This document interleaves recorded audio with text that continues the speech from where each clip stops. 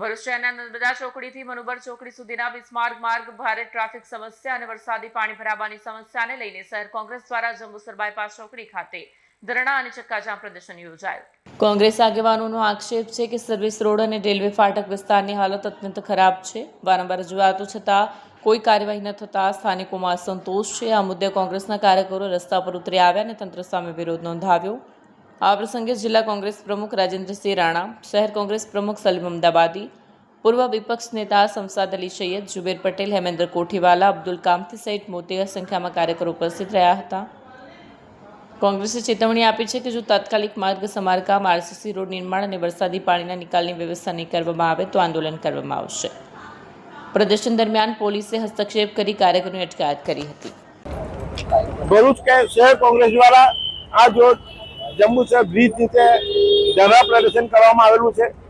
ધરણા પ્રદર્શનનો મુખ્ય મકસદ 15-20 વર્ષથી જીએસઆરડીસી આ વિસ્તારને ડેવલપ નથી કરતી.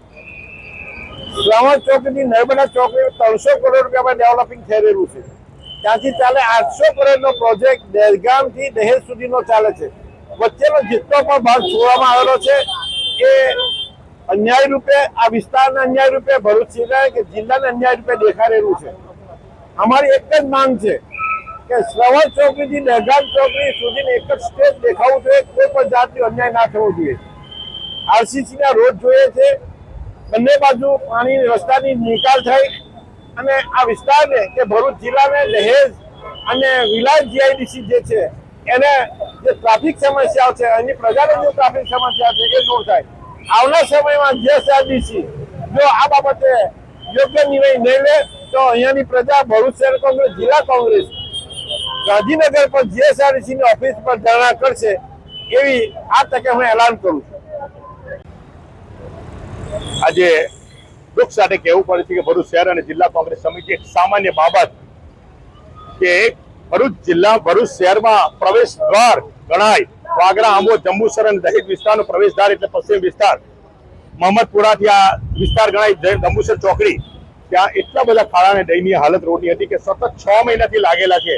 છતાં પણ આજે કરીએ કાલે કરીએ ઇન્ટેન્શનલી ભારતીય જનતા પાર્ટીના ચૂંટાયેલા પ્રતિનિધિના ઇશારે, જીએસઆરટીસીની મિલીભગતના ઇશારે ભ્રષ્ટાચારને બતાવવા માટે એક પણ કામ કર્યું ના. આજે ના છૂટકે ધરણા અને ચક્કાજામનો કાર્યક્રમ અપાયો તો અમારી સામે પોલીસ ધરી દીધી. પોલીસ ભાજપ ગભરાય છે શું કરવા આટલી બધી?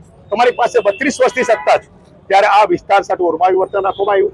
જીએસઆરટીસીના અધિકારીઓને કરવું તો છતાં ભારતીય જનતા પાર્ટીના આગેવાનોએ કરવા ન દીધું.